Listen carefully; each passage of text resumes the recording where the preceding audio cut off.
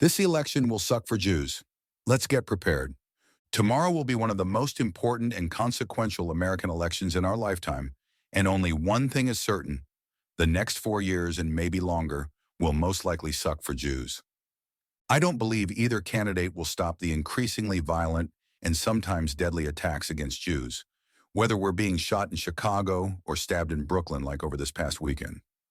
I don't believe either candidate is prepared to address the instability in the Middle East, which the Iranian regime is solely responsible, to improve the lives of Israelis, Palestinians, Lebanese, Yemenites, Syrians, or Iranian people who do not believe terrorism is an acceptable means of political discourse. I don't believe Jewish kids will be able to attend most public schools or universities without being brainwashed to hate themselves by a sinister band of immoral and brain-dead teachers who leapfrog from one social justice cause to the next as quickly as they change their underwear. That said, I don't want to waste your time discussing the flaws and limitations of the candidates we're stuck with. Sure, vote for who you think will be the least harmful. I did already. But don't for a second believe we can depend on either one to ensure the safety of Israelis and diaspora Jews. That's up to us to do. Let's focus on how we can use our agency within our community to make our lives better and control our own destiny. We are not victims, and succumbing to a victim mentality, although it may feel endlessly justifiable, is a dead end. Victimhood leads nowhere and yields no long-term benefits for communities who embrace it as a lifestyle. So what's the alternative? Here's a short list of 4 ideas I think we should start working on for the day after. Warning, some of these ideas may seem radical, maybe batshit crazy, but we need to be willing to think outside the box if we want to move the needle meaningfully toward a brighter future. One, Israel must become more financially and militarily independent.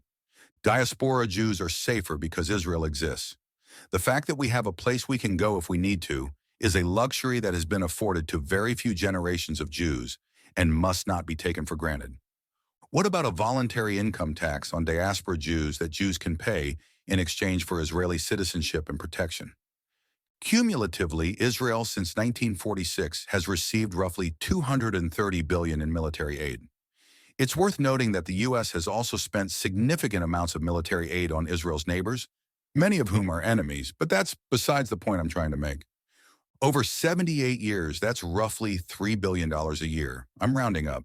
There are roughly 7.5 million Jews in the U.S., 440K in France, 400K in Canada, 300K in the UK, 170K in Argentina, 130K in Russia, 125K in Germany, 117K in AU, and 90K in Brazil. That's a total of about 10 million diaspora Jews. Let's say about 7 million are adults who earn an income. These are mostly Western nations, so let's say the average income is about 40K USD annually. Let's assume a voluntary tax rate of 3%. That's $200 per Jewish diaspora adult. Now let's assume only half of the Jewish diaspora adults want to participate in such a tax. That's about 3.5 million times those $200 would equal $4.2 billion annually. That would replace and surpass all U.S. economic and military aid. Someone check my math, I'm more a writer. I'll edit this if I screwed up the calculations, but it looks feasible. In exchange, the IDF would agree to make efforts to rescue Jews abroad if needed.